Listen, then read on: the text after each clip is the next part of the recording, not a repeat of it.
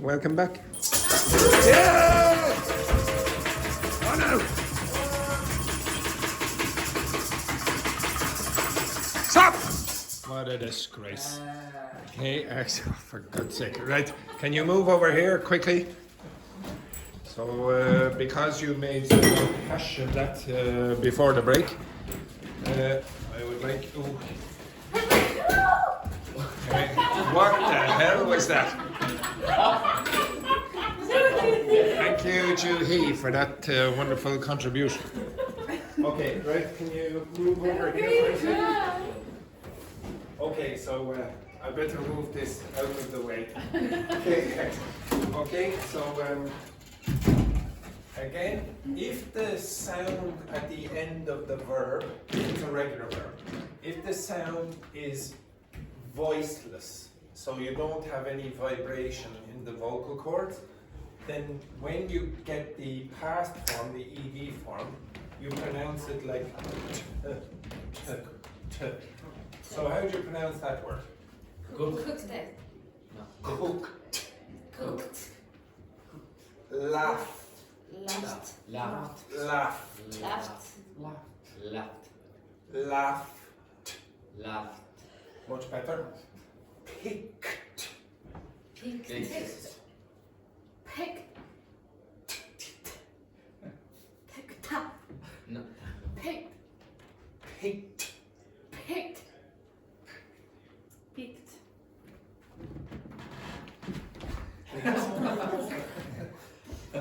Picked. I'm old, I can't stay in this position for long. Come on. Picked. Picked. Good. Watched. Watched. Sniffed. Sniffed. Okay, so a lot of you are trying to do sniffed, or you'll do what Juhi did there and just remove the sound completely. Okay, you must pronounce that t sound. Okay, if the last sound is voiced, or it's a vowel sound, then you pronounce with a d, not a t, a d. So called.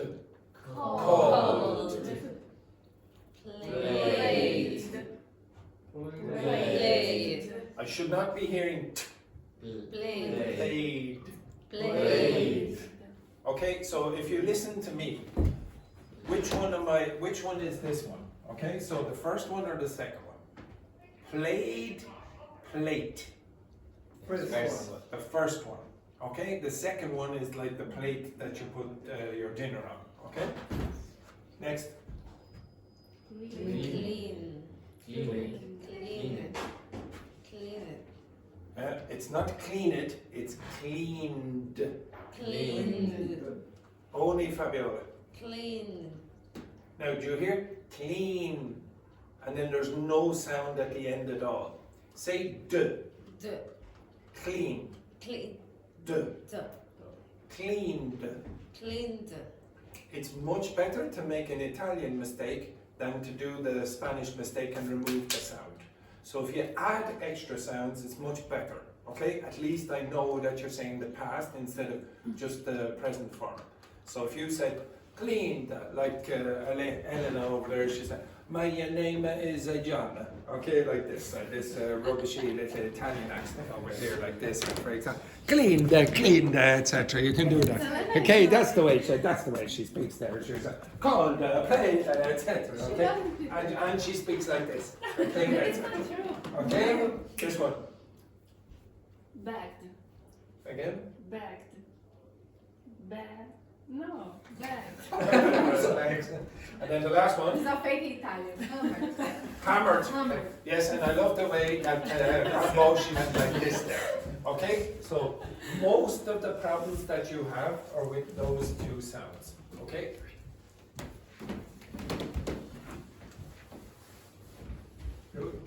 Okay. The last one, generally, this is what, if you do pronounce the past form, you'll generally do this for all of them. Okay, so if the verb finishes in a t or a d, I know it's a bit hard to see, you pronounce that like it or it. So started. This is not problematic for any of you. Say that for me. Started. Started. Now, what's the problem? What's the problem there for Victor? Start. No, the d at the end is very weak. So he'll say started, started, started, but it should be started, started. So again, if you have the problem of pronouncing the D or the consonant sound at the end, add a little extra vowel after. D, not just d. Okay? So d. Say that. Started. Started. Started. Started. Started. Much. It's getting better. Started. Needed. Needed. Waited. Waited. Shouted. Shouted. Fake enthusiasm. Waited. Folded. Folded. Folded. Sit yourself back there, you absolute cretins. Okay, so again, just be careful about the. Okay, and move back to your seats. Move back to your seats. Okay, excellent. Right, unbelievable. Okay, right now, yesterday. You're so kind. I am absolutely lovely. Okay, right. You see these onomatopoeic questions that I gave you yesterday? Can you get them out, please? Now, if you don't get them out, I don't have it. you don't have it, do you not? Say you don't have any of it. It's your fault. Yeah, exactly. And then I didn't want to do the little side. Who does not have these pages?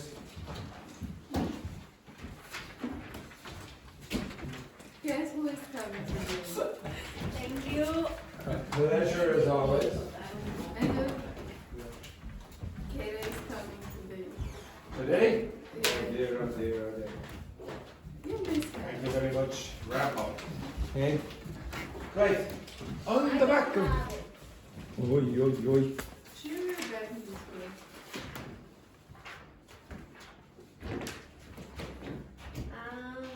Yes, I have. I don't have it. Give me, please. Is the one with the dog? It's the one with the dog. It's the one with the It should dog. be Oh nice. dear, I'm giving up being nice. Giving up being nice. Okay, so the one with the dog, yes, the one with the dog. So on the back of that page are some questions about superheroes. But when you are answering those questions, I would like you to use this language here. Now this is functional language for turn taking. Does anyone know what turn taking is? The Dogme. I always have to edit the videos for this class because when I ask the question it's just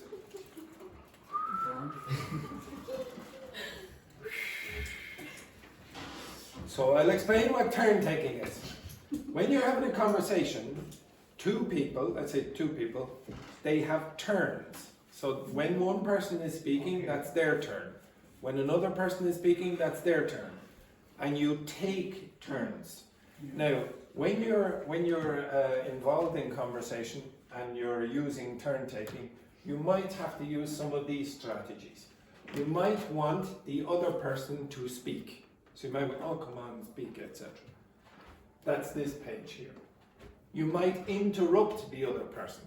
And in this case, it's not polite interruption, it's not back channeling or fillers, etc. Or back channeling, I should say. It's just rude very often. Maybe you want to signal to the other person, you say, okay, I want to speak now again. Okay, I want to speak again. Okay, please stop speaking, I want to speak. Maybe you want to stop someone from interrupting you and you say, please, okay, just relax for a moment, I want to continue. Maybe you want to get the turn back, okay, in the conversation, so you lost it and now you want to get it back again. Okay, so somebody interrupted you, tried to speak, and then you said, no, I'm not finished yet. And then the last one, you might say, no, I don't want to speak. Okay, this is rejecting a term. You understand that? Okay, you two will be, you will all be speaking together in your groups. The pair of you will be trying to interrupt using some of this language, and you will be trying to keep the turn, so reject the interruption. So Dr. Victor Quesada is going to try and interrupt you, and you're going to say, stop it, I'm speaking. You understand that? This group, you will be trying to get this man to speak, okay? So Vicente, you are going to try to get Luis to speak, okay? But Luis, you're going to try to reject the speaking. You don't want to speak. You understand that? Okay? In this group, you are going to try to signal that your turn has ended. Okay? And you are going to try also reject the turn. Okay? You understand that? Okay? So it will be like neither of you want to speak. Okay? It's a good conversation. It's a good conversation. Yes, exactly. This group, you're going to try interrupt, and you're trying to get the turn back. So Juhi is going to interrupt you, but you're going to try continue speaking and continue with your conversation. Okay? Now, obviously, I don't want you to do it every 5 seconds. Okay? Use them liberally. Okay, now there might be some expressions in here that you don't know. I'll go over some of the ones that you probably have a bit of a problem with. Does anyone understand what that word means? Reckon. What's that mean? That means what do you think? Yeah, what do you think? Okay, what do you reckon? What's your opinion about it? Does anyone know that word? Stance. What is your stance? Okay. Batman, stand up. Batman, up. Okay. Now imagine you. Yes, exactly. Imagine Batman. You're posing for a movie. You're posing for the movie. Okay. So what kind of pose would you have? You're posing for the movie. You're Batman. So in the picture, the poster for the movie, how are you going to stand? Sit back there, Batman. Okay? Dr. Victor Quesada, how are you going to stand? Okay, up you get. Okay, excellent. Excellent, Dr. Victor Quesada. And the Italian Catwoman, up you get. Okay? How are you going to stand? Okay. Oh, for God's sake, it looks like Catwoman is just about to take a poo. Okay, up. What a disgrace, accent, unbelievable. Okay. Oh, geez. Okay, now the way you stand, physically, the way you stand is called your stance. Are you like this? Are you like that? Etc. It's your stance. Now, if I asked you the question, where do you stand on that question? Do you understand what I mean? Yeah, what's your opinion? You can ask, what's your position on this? You're asking, what's your opinion? Well, you can use this word as well. It's the same idea. What's your stance on this? What's your opinion on this? The way you stand on this question. Okay? The next one down here, I don't think you have any problem.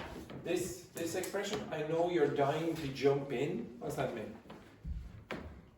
You're dying to jump into the conversation. What's that mean? You're gonna take you want to take the turn. Yeah, the dying part means you really want, Yeah. and to jump in means you want to involve yourself in the conversation. Yeah.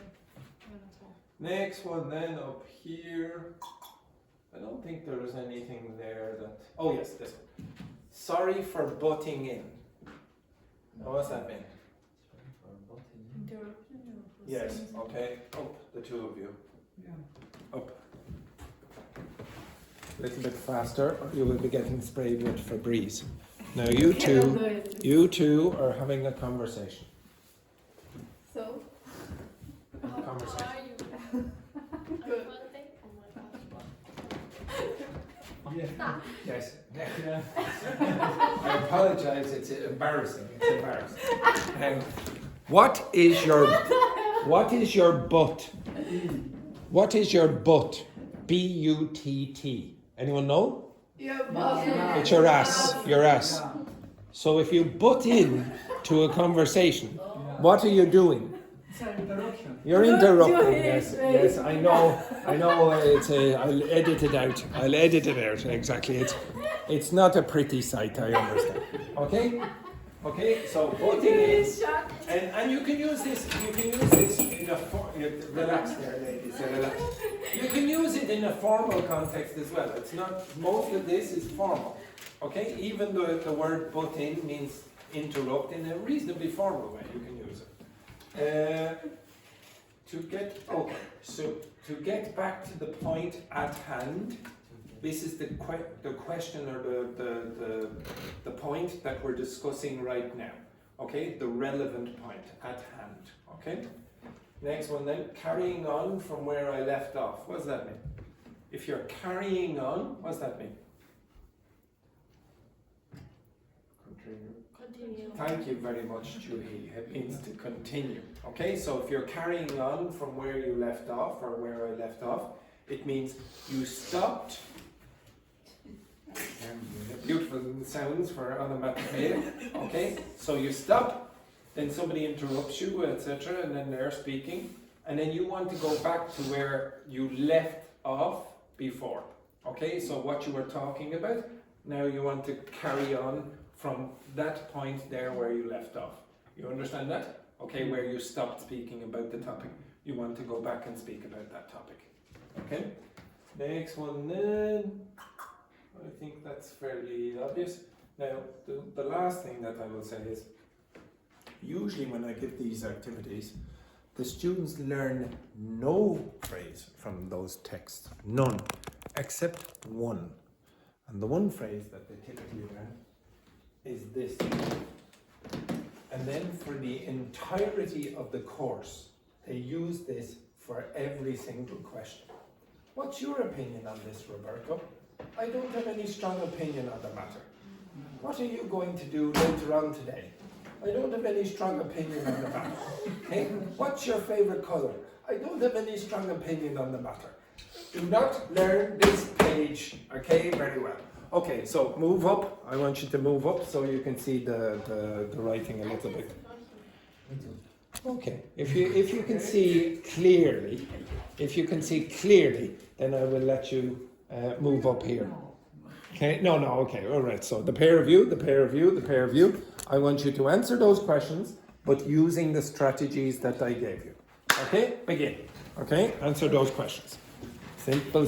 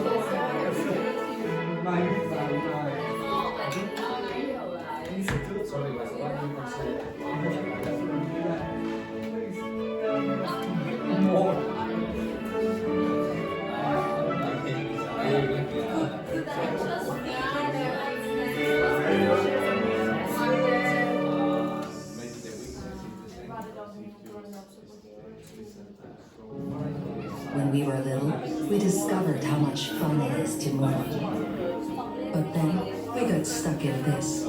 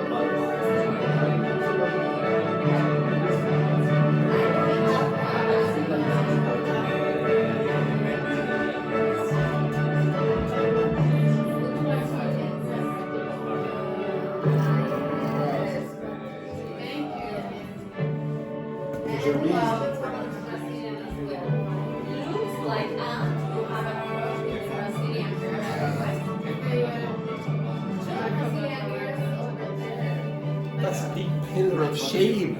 That's Iran and So we don't want to be there. no, you don't want to be on the pillar of shame. He This just is the asked me why I thought why we don't have a she's the second loser of the morning class. So we can have somewhere wrong with people, nice people. There's no nice people in this class. It's just terrible people and even worse people. We don't want to be there. No. Yes, we can do that. The student of the week. Student of the week? Yes. Well, that would mean that I have to have a good student.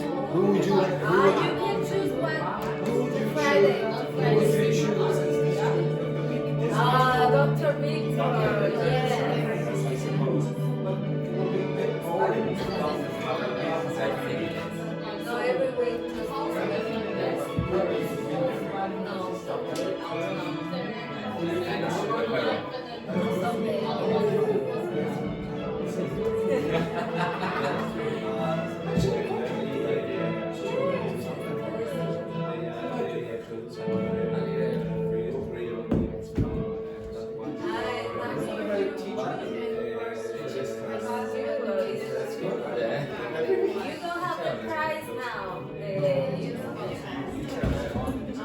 What would you like to win for Teacher of the Week? Or Student of the Week? What would you like to win? Cash, I suppose. Cash, is it?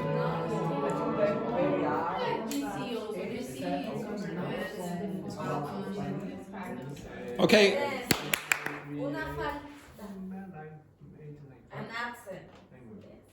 that's great. Now, okay, we'll go over those questions now in a second, but and I will ask you to use some of those strategies. But this group down here, they seem to finish very early, and then they were discussing a new thing that we might introduce in the class called Student of the Week. Student of the Week. This is their idea down here. And who do you think would be Student of the Week this week? Well, I think there's I think Wait. the best or the worst. Okay, I think it would be terribly immoral of the teacher to elect the worst student of the week. Well, I'm not going to name any names here about the worst student of the week. I will leave that nameless and for the rest of the internet to decide there, Eleanor. Okay, excellent. Now, I think to be honest though, it would be a bit useless when Victor is in the class, because who do you think would win Student of the Week every week? It's probably going to be Dr. Victor Casada, okay, the superhero. Well, maybe. We need to wait to the Friday, no? Maybe Friday is the day. Maybe we'll. Maybe all the students can vote for the. Maybe the internet can vote. Yes, our two subscribers. Yes. Why sometimes when you are talking you say though at in the end, and I hear about that in This word. another person's. Yes. This word. Is that what you're I asking? don't know, but yes. Okay. Does everyone know what that word means? No. Though. Though, yes. Okay. Yeah, it's sort of like, for example, you might hear this. I'm not sure though. Okay? So you might hear that. Okay, what's that mean? Okay, this is sort of giving you some kind of tentative addition. It's like saying, oh, it's a bit of a surprise. It's a bit of a surprise, I'm not sure. I'm not sure though. Like, for example, you're leaving a bit of doubt. If I said,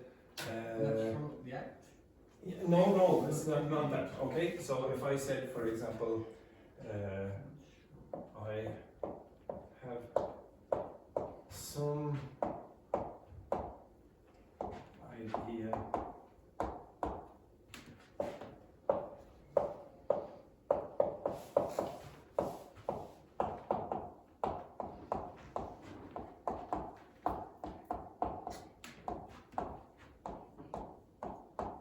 Okay, so you might say something like that.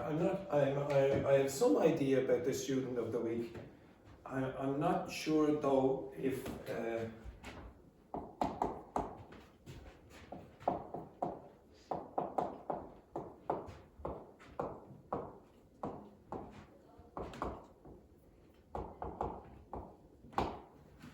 okay, do you understand that? Okay, I want you to insert those two sentences into ChatGPT, and then I want you to ask ChatGPT to generate 10 more examples that include this word. Okay? I don't want you to ask for. It's not really, no. It's okay. I want you to look. Don't ask for explanations. Just ask for examples first. Okay? So now remember, you must ask for this word. Okay? So 10 examples. So feed in this. If you want, just take a picture of the two sentences. Okay? So take a picture of the two sentences. Now it's much easier to do that, Dr. Victor Casada. Now Dr. Victor Casada is such a superhero. He just has to do that with his eyes. Okay? Sick. I work with my partner. Oh, you're working with your partner. Okay, excellent, excellent. Okay? So just take a photo. You can just take a photo, it'll work just as quickly. Or quicker, I should say.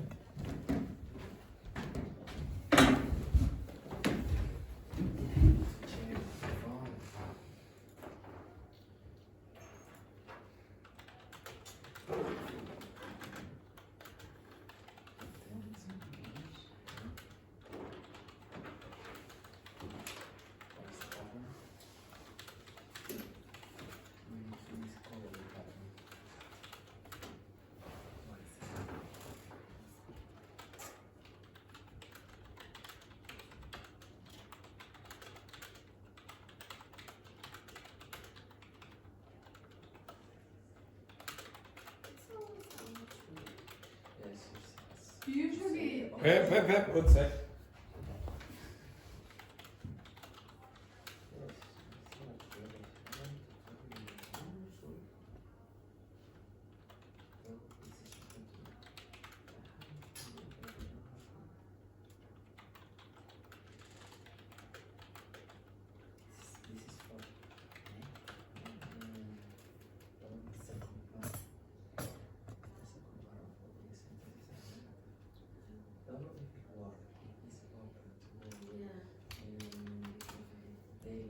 Now, can you work with your partner and discuss what you think it means from those contexts, or from those examples?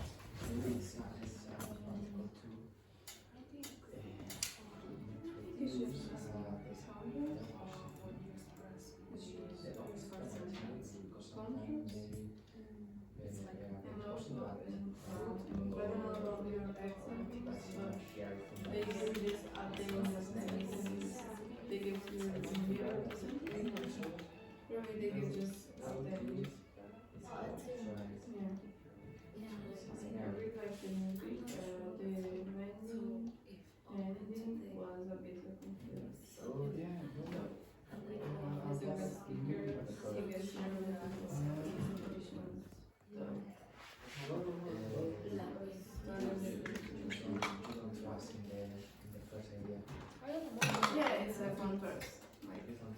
Okay, right? Okay, can you look here? So the first thing that I asked, okay, so to be honest, it did something I didn't really want it to do, but I'll go over it anyway. So I said, can you give me 10 more example contexts where you use the word though, as per, and don't worry about as per, it's more like this. I have some idea about the student of the week. I'm not sure though if I will change my mind. Now it gave me the answer of what it means, but don't worry about that first. Okay, so here are the examples. Are you going to the staff party? I might. I'm pretty tired though, so I haven't decided yet. I think she'd make a great team leader. I don't know if she's interested in the role though. He said now if you want, you can watch my face. Okay? Watch my face when I'm reading this. He said he'd be on time. I'm not holding my breath though. He's always late.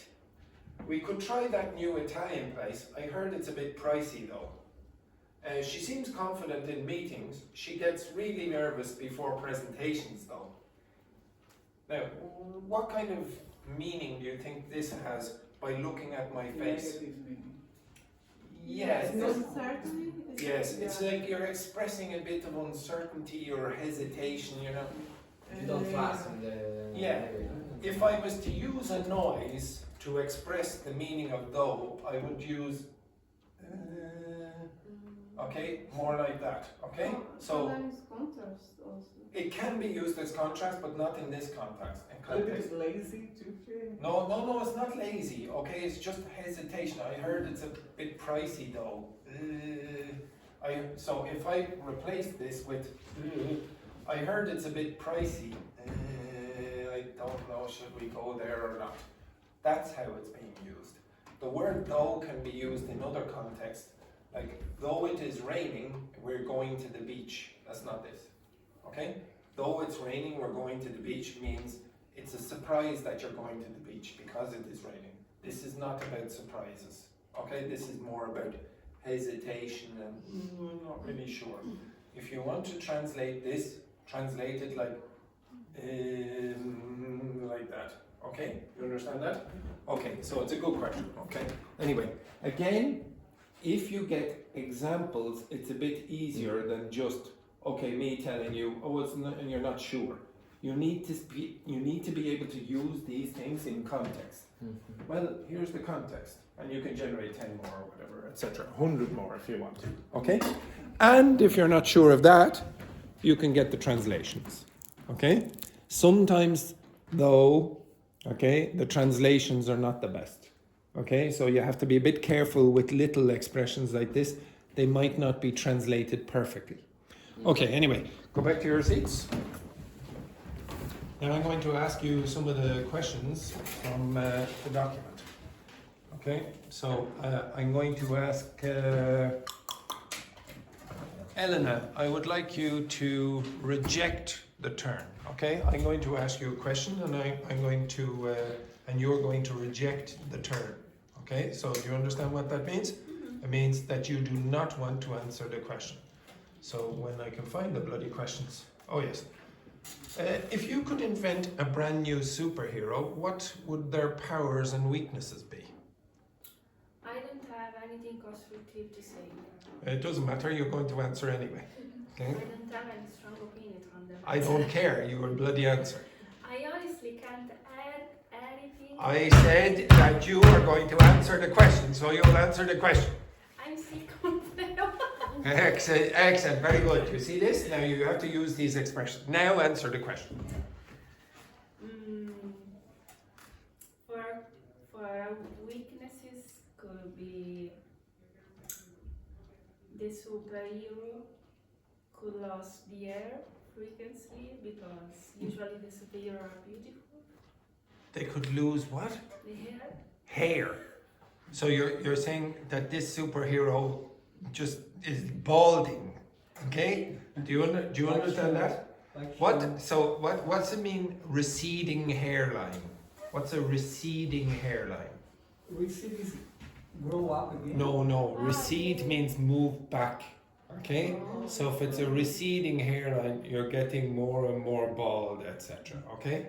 This would be the nightmare for Luis. Okay, the nightmare if he would lose his hair like that, to recede. Okay, excellent. Okay, so receding hair. You think that that should be the main weakness of the superhero? He's balding. I suppose it's true. Superman might get bald in the future. Well, it's a possibility. What would you think? What would you think if Superman looked like this?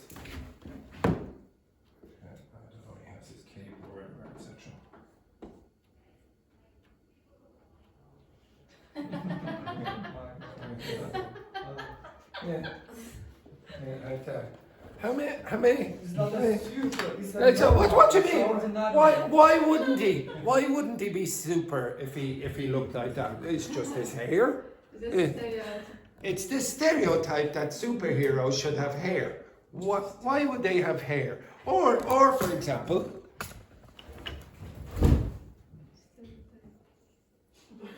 okay, like this. He's not pregnant. He has a little bit of a pot belly. Okay, so a little, yeah. But he's still got all the powers. Maybe. I'm not sure he's like Maybe- fly like Maybe he likes a bit of a few beers after a hard day's work. He's worked very hard. He's saved lots of people during the day, and he has to go home and fix.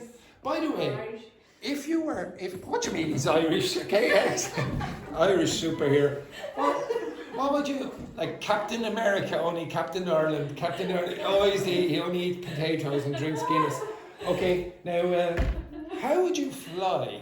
How would you fly if you were a superhero? What would you do? Show me how you would fly. Dr. Victor Casada, up. Okay, guys. How would you fly if you were a superhero? Show me. Fly. Yeah. What technique would you use to fly? Maybe. No. So, maybe a little of. Now, just to clarify, Doctor. No. Really. You need to. Now you're thinking about this too much there, Dr. Victor. You're thinking about it. Physical rule, you need to have a little of Yes. balance with your gravity, then maybe pulls.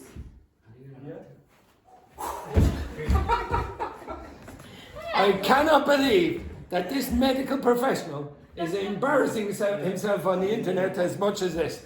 What a terrible choice. Now, Catwoman, what would you do? Imagine Catwoman could fly. What would you do? Show me. What technique would you use? What? Cat doesn't fly. I know they can't, but give us. like, Okay, yeah. Wonder Woman. What technique would you use if you were able to fly? Stand up there. Stand up there now. Okay, so Oh, like this? Okay, excellent, very good. Now, to be honest, I don't know why they do the flying the way. Why wouldn't you fly like that?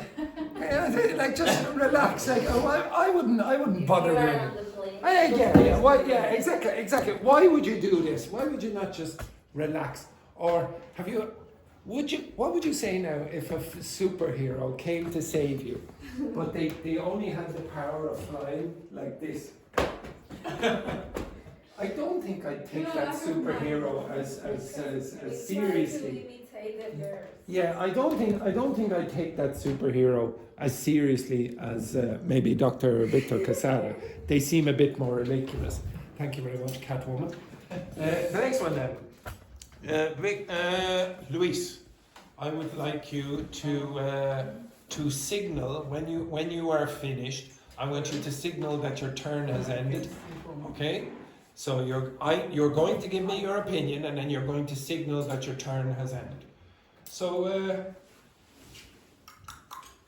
what makes someone a true hero in real life compared to a superhero in fiction? I think that's the point. No. You have to give me your answer, and then you will finish with this. Yeah, okay. I forgot the question.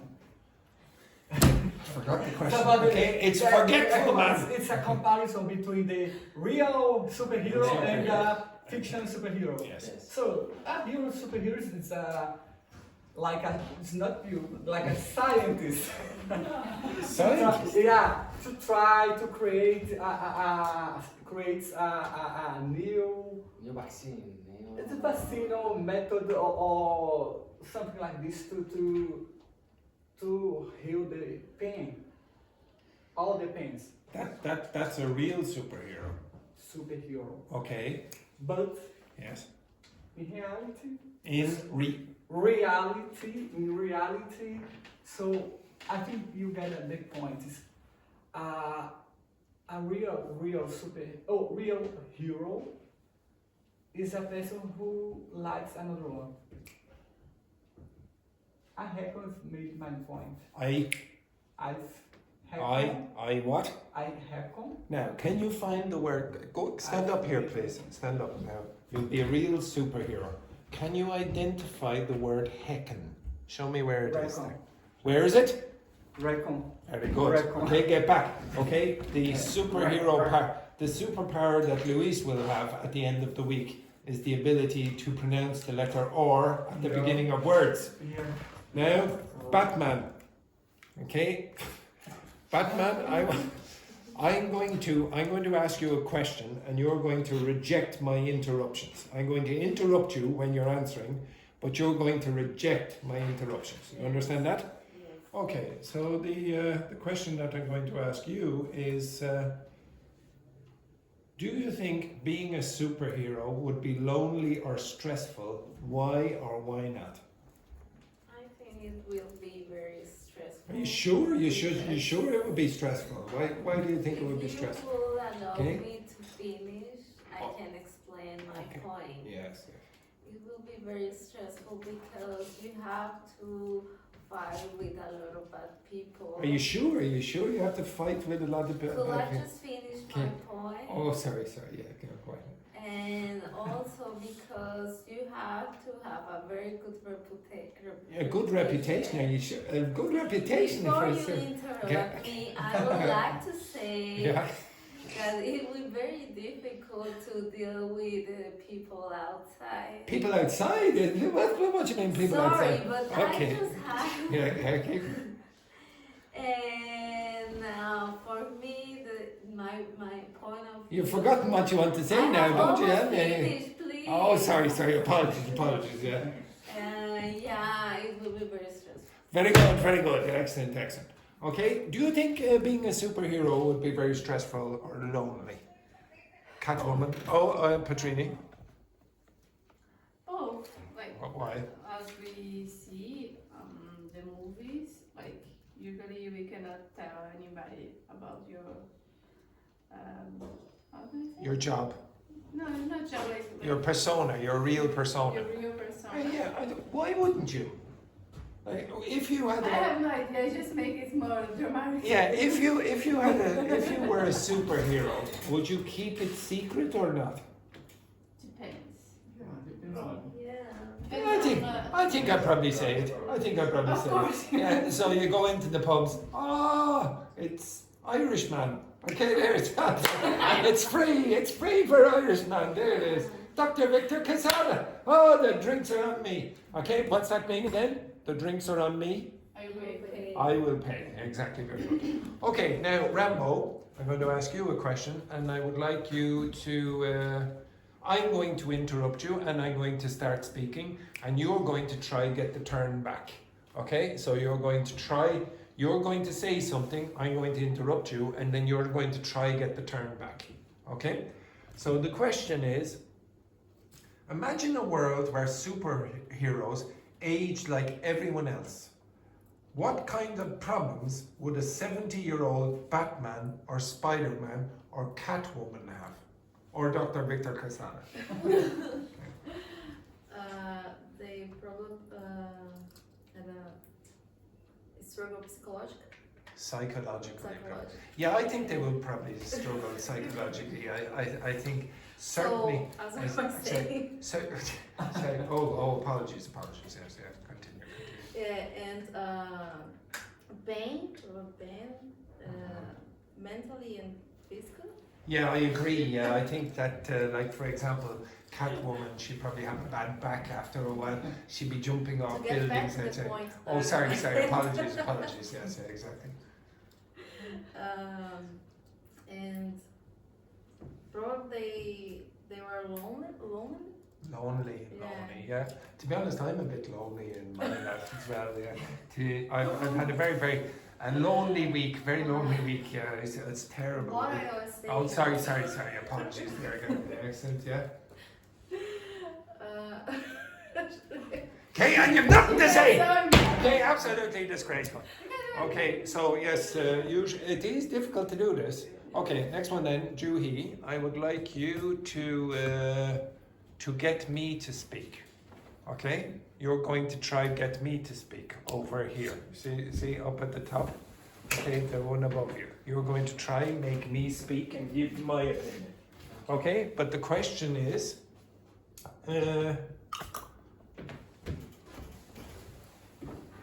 would the world be a better or worse place if superheroes actually existed? What do you think there, Juhi? What do you think? I think yeah, it would be better because some word it's a little bit different point, but in the war not really peaceful. Some area have a really heavy war also. So I think superhero can really help in their area and help some people also. So I think yeah, this would be better. Now, what is Juhi supposed to do? You're supposed to try get me to speak, but you spoke completely. It's a 100% of the time. Hey, yeah, keep going. Yeah, and what do you read? Reckon. I don't have any strong opinion on the matter. Keep going. Did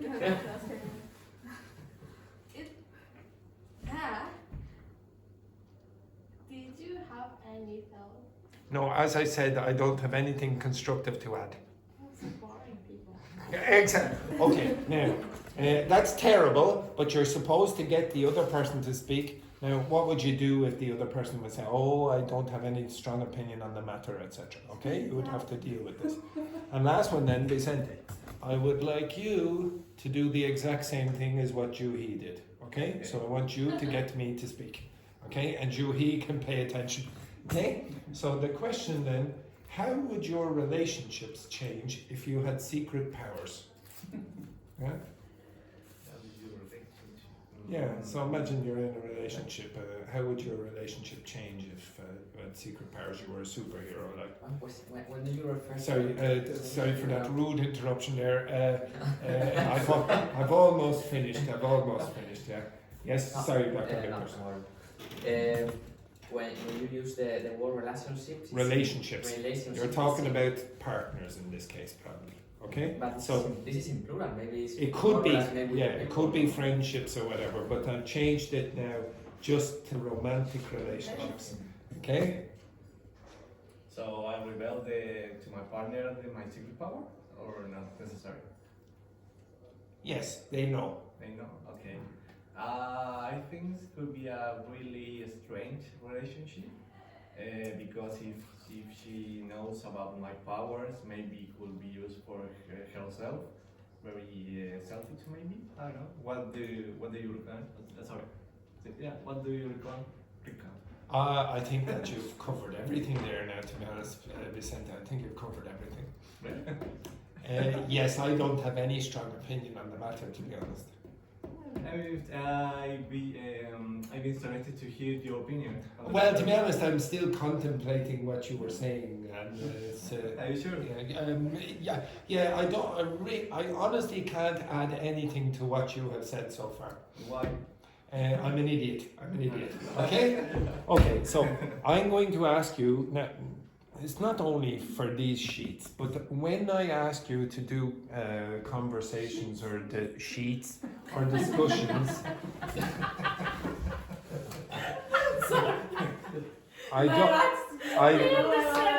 I wouldn't be laughing if I were a woman who was sitting in this position earlier. Okay? Excellent. What a disgrace. What a cheek, this woman. What a cheek. Now, I want you to start using this vocabulary, this functional language, when I ask you to do discussions. Even at the start of the week, when I ask you, choose the topics. Most of you, I'll say, okay, now look at this, and then you never look at it. Okay? I want you to start using it. If you do, and you use the informal colloquial expressions that I gave you at the start, you will sound more fluent, even if you don't fix any of your grammar. It's extraordinary. What a cheek, what a nerve this is. Okay, right. The next one then, the next thing that I'm going to ask you to do is, well, where should I do this now? Yes, I will. Okay, so I want you to get a piece of paper and a pen, and I'm going to ask you to write down 2 questions. Yes, your favourite. Now, this, I don't really care so much about the comprehension here. I'm going to ask 2 questions, and you're going to watch a video and then answer the questions on that. So it's going to write the question. Yes. What to write down? Yes, that's what I said, yeah. Okay. I said 3 times. Okay, right. Okay, so the first one then. Why is testing smallpox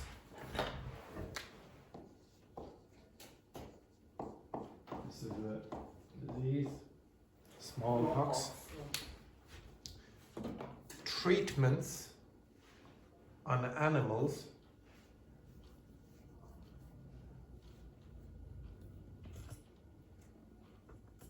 particularly primates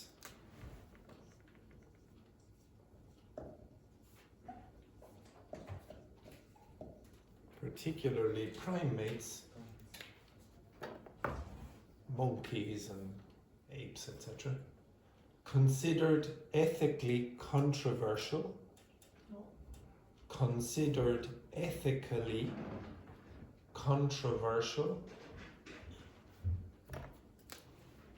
Well, look, she should get that. Ethically controversial, according to the video.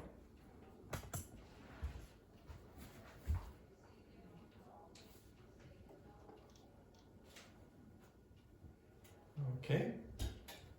Next one then. What are 2 different philosophical approaches?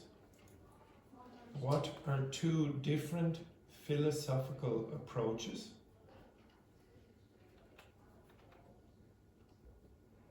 mentioned in the video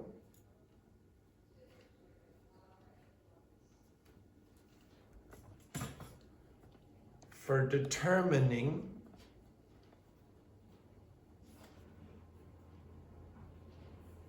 whether an animal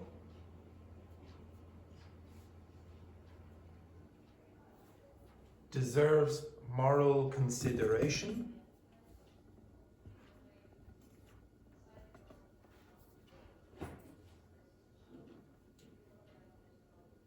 and how might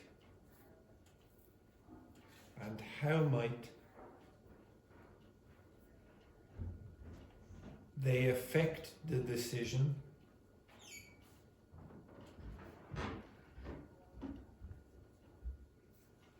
to experiment on monkeys? And how might they affect the decision to experiment on monkeys? Okay, can you read back what you've got, please, Rambo, for the first question? Why is testing smallpox treatments in animals? On animals. On animals, particularly primates, Considered. considered, Okay, again, everyone. Considered. Ethically. ethically controversial according to the video. Yes, perfect. Okay, next one then, Fabiola. What are two different philosophical Yeah. approaches mentioned in the video for determining whether an animal deserves moral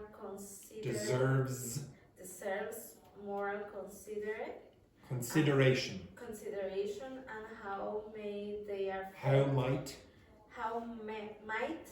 they affect the decision to experiment on monkeys.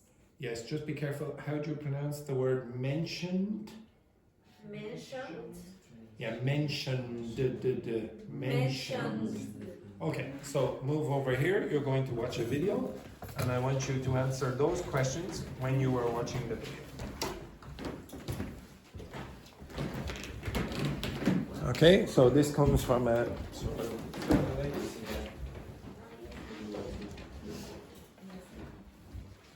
Okay, this comes from the website TED Education.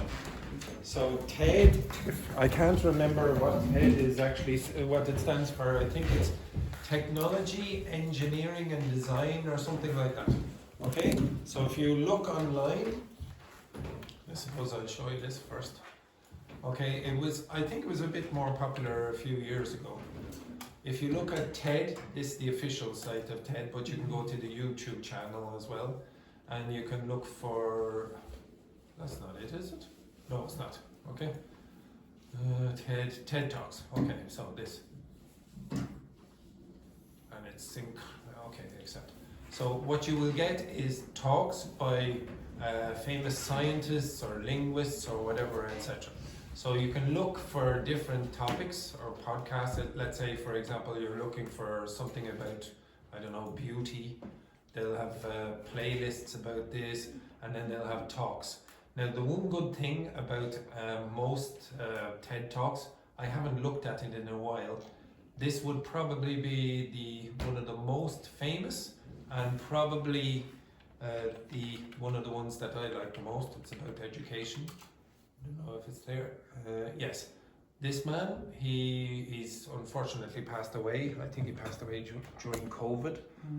But he has very, very good talks on TED Talks. But the subtitles are excellent. Okay, they are excellent, and there are quite a few different varieties that you can look through as well. So I would encourage you, if you are looking for material online that is trustworthy, that you can trust the subtitles on, you can probably look for TED. Even on YouTube, you will have a TED channel.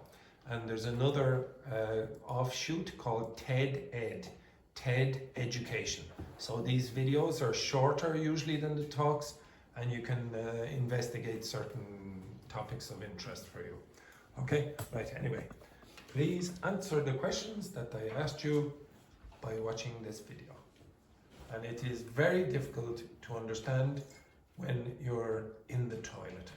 But we'll hope that Fabiola can manage her best.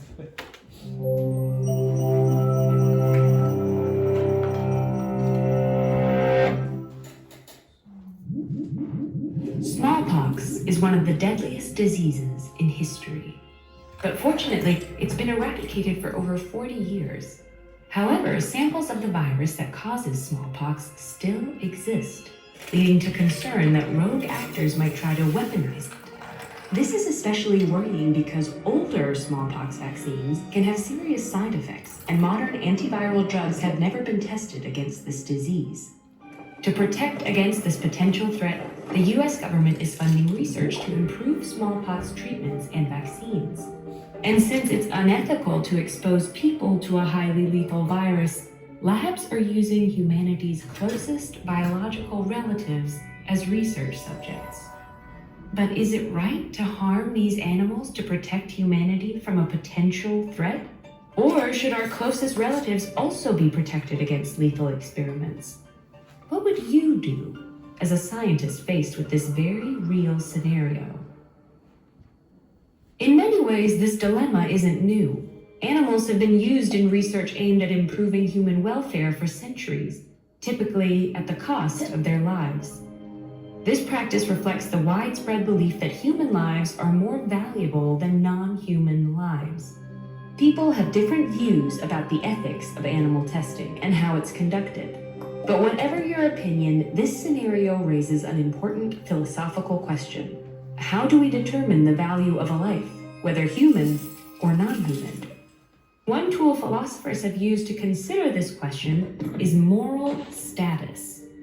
Beings with moral status should have their needs and interests taken into consideration by those making decisions that impact them. Traditionally, moral status has been seen as binary. Either a being's interests matter for their own sake, or they don't. And historically, many philosophers believed that humans had moral status and other animals didn't. Some contemporary philosophers like Shelley Kagan have argued that moral status comes in degrees. But even in this model, he argues that people have the most moral status. However, determining what grants any degree of moral status can be difficult. Enlightenment philosopher Immanuel Kant thought humans have moral status because of their rational nature and ability to will their actions. A binary conception of moral status then suggests that beings with these capacities are persons, bearing full moral status, while all other creatures are things without moral status. But thinkers like Christine Korsgaard have argued a Kantian view should include many non-human animals because of how they value their own good. Another line of argument suggested by utilitarianism's founding father Jeremy Bentham and elaborated by Peter Singer claims that a capacity for suffering makes an entity worthy of moral consideration. These inclusive ways of thinking about moral status dramatically widen the scope of our moral responsibility in ways some people might find unnerving. So where do our monkeys stand? Our closest genetic relatives have high social and intellectual capacities. They live cooperatively in complex social groups and recognize members of their community as individuals. They support and learn from one another. There's even evidence they respond to inequality. And of course, they're capable of suffering. Yet despite all this, it's still generally common opinion that a human's life is more valuable than a monkey's. And that while killing one human to save 5 others is typically wrong, killing one monkey to save 5 humans is regrettable, but morally acceptable, even morally required. At some point, however, this calculation starts to feel unstable. Should we kill 100 monkeys to save 5 people? How about 10,000? If moral status is binary and monkeys don't have it, then theoretically any number of monkeys could be sacrificed to save just one person. But if moral status comes in degrees and monkeys have any at all, then at some point the balance will tip. The situation you're in complicates things even further. Unlike the scenarios above, there's no guarantee your work will ever save human lives. This is true of any animal experiment. The process of scientific discovery only sometimes leads to improved medical care. But in your case, it's even trickier. While the government is worried smallpox might be weaponized, if they're wrong, the disease will remain eradicated and your research won't save anyone from smallpox. You could try to quantify this uncertainty to help make your decision, but how do you determine what an acceptable amount of risk is? And what if there's so much uncertainty that your calculations are essentially wild guesses? These kinds of moral mathematics get complicated fast, and some philosophers would argue they're not even the best way to make moral decisions. But whatever you decide, your choice should be well justified. Keep building your code of ethics. Okay, did you find it difficult or not? So. How many of you found it difficult? So Louise said so. Juhi, you tell me, did you find that difficult or not? With another Me, a little bit difficult. You found it difficult. You never really find colloquial, like conversational English that difficult, especially if it's from people from Dublin. But for exercises like this, which are more academic, you do. And I would guess that that's because you don't do enough reading of academic material. You're clearly going to have difficulties with this if you don't have enough vocabulary. Okay, how could you fix... Anyone else have any problems with that or not? Yeah, a few problems? Similarly, okay, you're probably not looking at enough or exposing yourself to enough different kinds of English. So, Juhi, I really mean this. If you want to move to advanced level, you have to be able to understand these kind of videos or material. You don't just have to, okay, I'm able to understand conversation, all English speakers having a conversation. There's more to language than conversation. This kind of stuff is hard, okay, I understand it, but a lot of you want to go to university or get good jobs, you're going to hear this kind of language, okay? It's not all going to be conversational. Now, how could you help yourself? How could you help yourself with an exercise like this? Subtitles. Okay, with subtitles. Maybe the subtitles are not good. What would you do if the subtitles are not good? Well, I told you they are good, so you're lucky, but let's say you don't know that the subtitles are good. How could you create your own? Research about, and you can see some. No. How could you create your own subtitles for that video? Maybe I can transcribe what I'm listening and compare with the subtitles. Okay, you could, but are you sure that your transcription is going to be very good? Well, can you think of something that might help you with the transcription? Maybe you watch the video slowly. You could watch the video slowly. That might help you with the transcription. What else could you do to use or to transcribe for you? Yeah, put on the audio. I've done this. Put on the audio when you're watching the video. Okay? Put on the audio, play the video and have the audio of ChatGPT open. Okay? And then it'll transcribe for you. Now, are you sure that, for example, ChatGPT would generate a perfect transcription for this? No. What would it be probably especially bad at? What do you think ChatGPT would be bad at in terms of transcriptions? I would guess, and I have done this as well, it will be pretty bad with names, especially non-English names. Okay, so for example, if it was an Irish name, it said, Mícheál Amar Hartig, he said, what? Huh? So that's a name. That's a name of a famous commentator he died a few years ago. Okay? But again, I wouldn't guess it would get that right. But at the end of it, after it's done the transcription with the names, what do you think you could ask it to do? What do you think you could ask it to do? Oh, ask GPT, please show us some important points of this conversation. Okay, For you example, could ask that, but yeah. no, I'm talking about the transcription. I want the exact transcription. So what could you do if it's made a mistake with the name?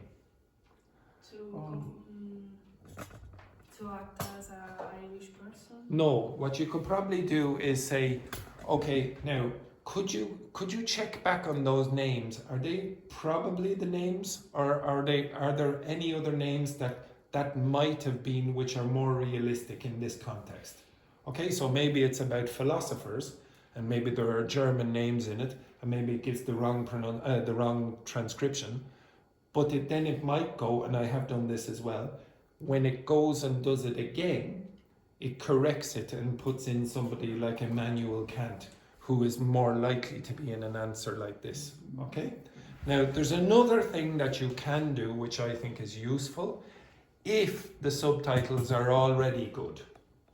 Okay? So, when you're watching a video like this, and you have no subtitles, what am I testing you on? Or what are you testing yourself on? When there's no subtitles, what are you testing yourself on? You're testing what? Listening. Your listening skills. Okay, now, if I add in the subtitles, what am I testing you on? Vocabulary. I could be testing you on vocabulary, I could be testing you on reading, and I sometimes contradict myself on this, but very often you will also be testing your listening skills. Yeah. When you are watching with the subtitles, you are learning all of these things and in different modes. So when I ask you to learn idiomatic expressions, very often I'll say, draw a picture. So you can draw a picture as well as learn the expression, as well as learn examples, etc. Maybe learn the origin as well. It's different modes of trying to remember the same thing. If you try to learn from this, very often you will need the subtitles. If I do a listening with you, and it's only listening, then really I'm just testing you what you already know. Okay, after a period of time, your ear might become accustomed to accents, for example. I could play lots of Scottish accents. But again, it's not a bad idea to have subtitles. But there is one other thing that I quite like. Sometimes you would like subtitles with two languages. With the language for English and the language for your language. Okay, or the subtitles for your language, I should say. There is an app or an extension actually that you can put on Chrome, for example. I put it on here. It's called, oops, sorry, not there. I put it on. It's called Language Reactor. I don't know if any of you have heard of it, but if you click on this, okay, and put the subtitles on. Test your stat. Oops, sorry, just one sec. So on the side, what you will get is this. You will get the transcription. You will also get words that are the most common, the least common, the most difficult, etc. The word unethical and enlightenment might be difficult for you. If you get the paid up version, you can get the saved, but you don't need to worry about that. If you go to the settings, what you can do is say, okay, the YouTube subtitle language is English. I want you to translate it into Dutch or whatever, etc. Okay, close that. Oops, and then don't do that. And then you have to turn on Language Reactor down here and put on the subtitles.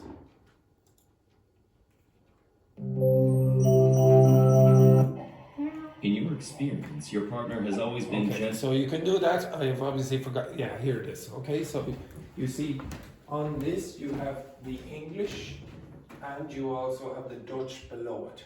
And the subtitles, again, you need to find videos where the subtitles are pretty good. Can you tell me a place where the subtitles are very good, apart from TED Ed? There's one place where you always look. Netflix. Netflix, that you can use this with Netflix. Okay, so if you go and, for example, let's say here's the sentence we're on now. In your experience, your partner has always been gentle and loving.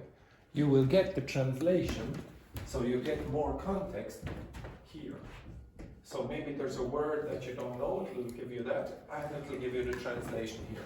It's not perfect, but it's better than nothing, okay? So for example, if I say, oh, I don't know what that word is, you can get the translation. Don't know what that word is. Don't know what that word is. And you can play around, you can go the other way if you want as well, okay? But if you're trying to learn languages, I think it's quite a neat little extension. It's very easy to find. You just go to Language Reactor. Oops, sorry. I don't know if any of you know how to install extensions, but it's very, very easy. You go here, install Chrome extension. Now it works on Chrome. I'm not sure if it, I think it worked on Firefox. I'm not sure as well, okay? I don't know what browsers you use or etc. But once you do it, it does in 10 seconds, and then you'll go up here and you'll have it in your list of extensions. You click on it and it will work for whatever videos you want. You will see it in the bar down here, the toolbar. So it'll be a little LR. Okay, so if you're ever asked to do a listening practice or whatever, there's more than one way to do it. You don't just have to, oh my God, I panic now because there are no subtitles. Well, very often you will be able to install them yourselves. Okay, so I'm going to play it again, this time with the subtitles, but not with the Dutch subtitles. So I'm going to turn that off. I don't think any of you are very, very good at Dutch. I could be wrong. Okay, so I'll play it one more time. In this case, you're probably going to be exposed to vocabulary that you missed the first time.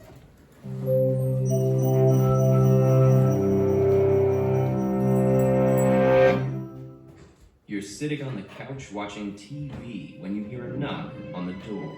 The police have just arrived to arrest you. So change the video. Apologies. Okay, that is not going to be useful for you. Okay, where is it? Go back. Yes. And it's not this either. So I'm getting commission for all of these websites. Okay.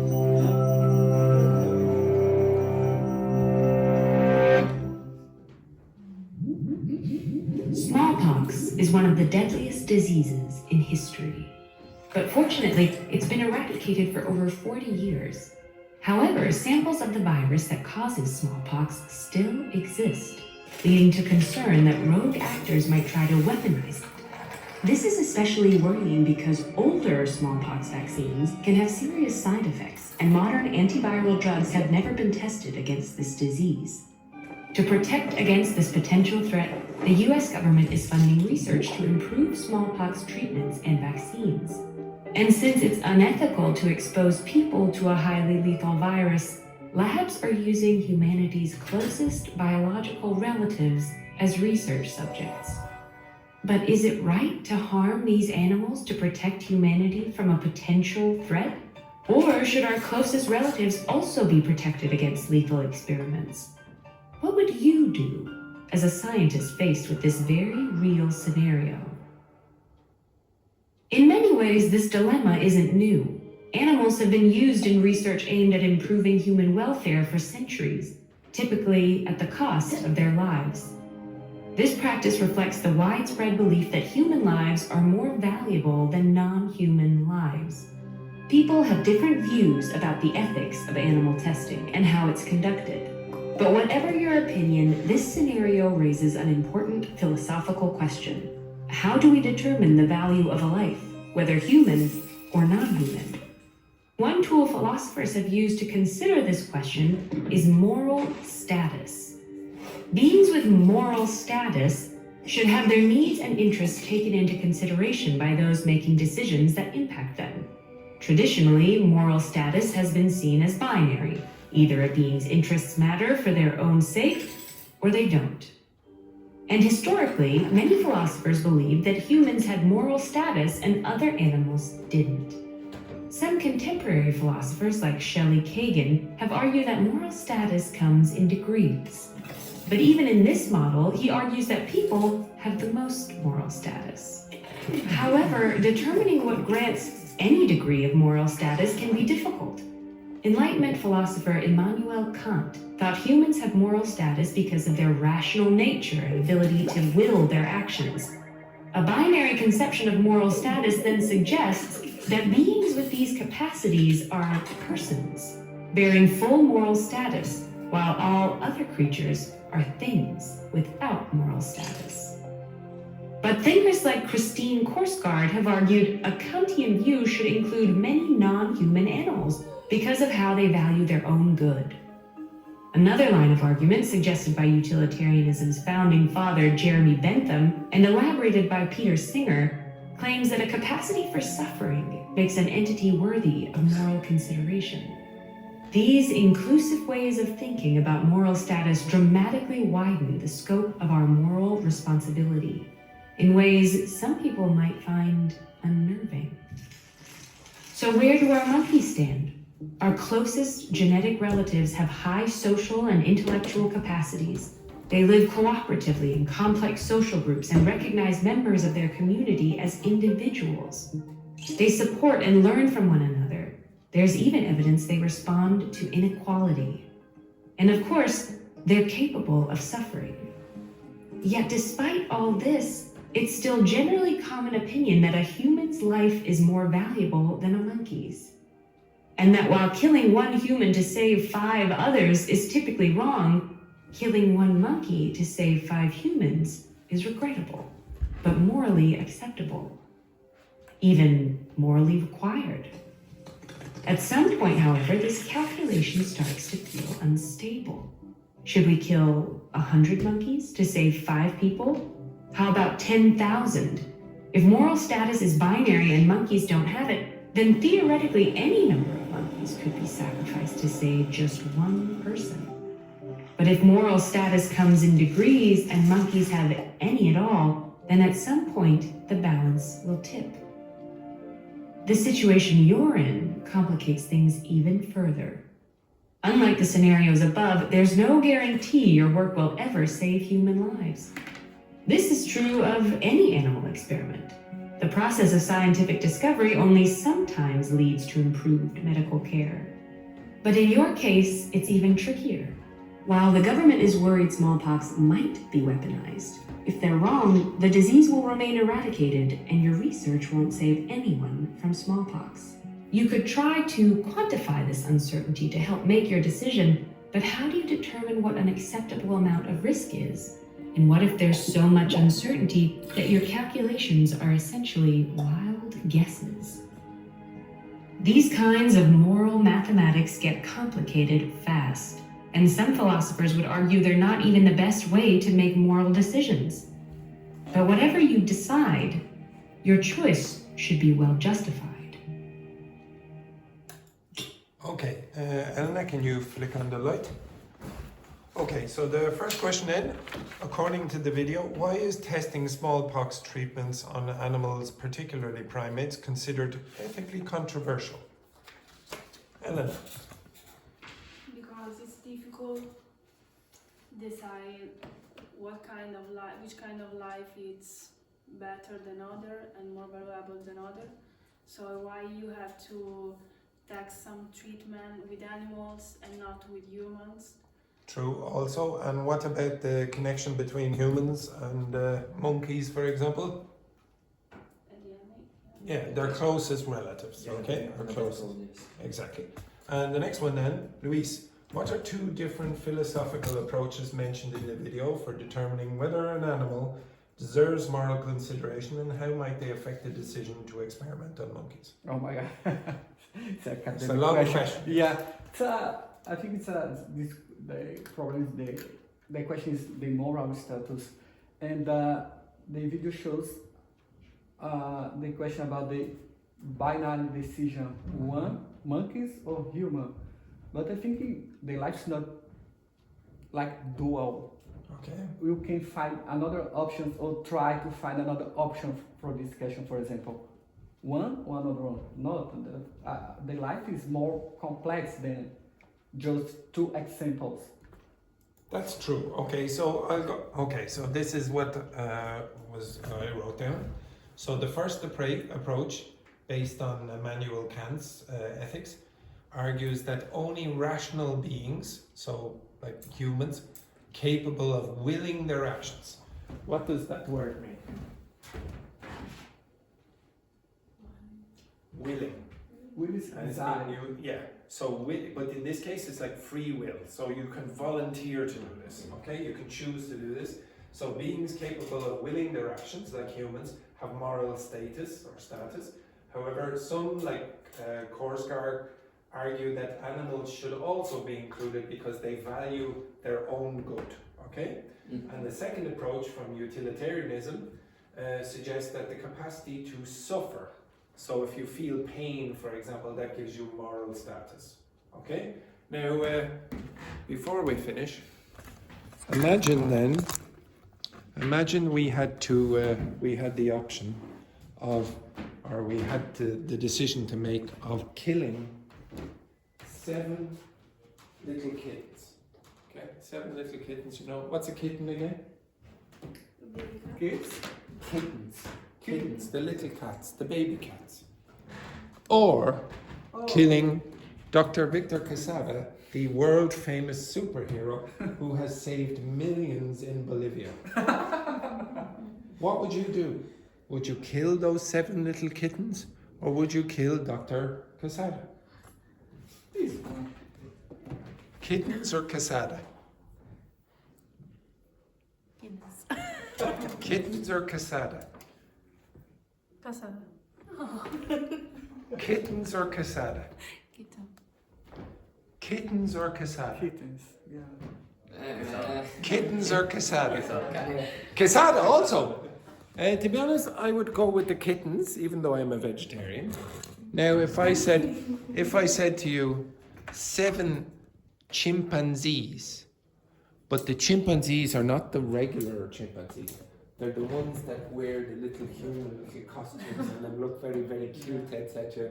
And they're very talented, etc.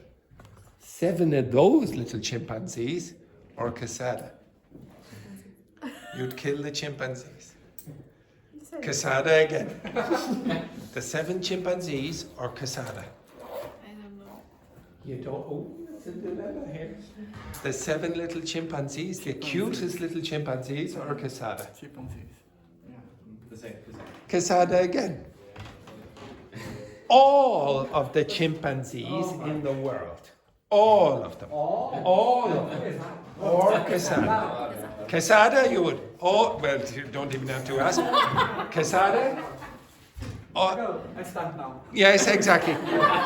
Dr. Quesada, what would you do if all of the chimpanzees in the world had to be eliminated? Or you had to save yourself? What would you do? No, I don't have problem to with my life or All the chimpanzees. What a superhero he is. Okay? Now tomorrow I might actually do that exercise where you create your own subtitles, but I will also ask you to do a short writing exercise where you will do the corrections. And again, when like I asked you last time, Petrini has a record of texts. This will be another text that you will include in the repertoire and you will identify consistent mistakes. Okay? That means that this man cannot write like a doctor and this man has to write not in invisible ink. Okay? Right. Have a nice day. Have a nice day.